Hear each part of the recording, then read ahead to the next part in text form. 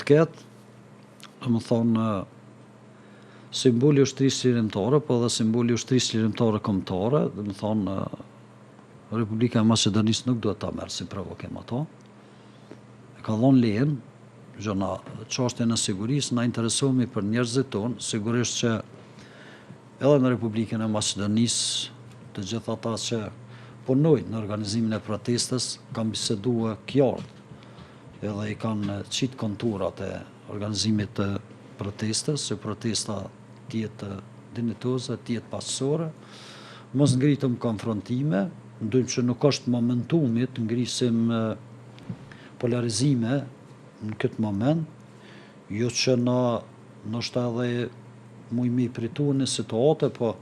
nuk shkojmë në Macedoni për atë çështje, na shkojmë në Macedoni për arsye se kemi një pjesë të kombit tonë,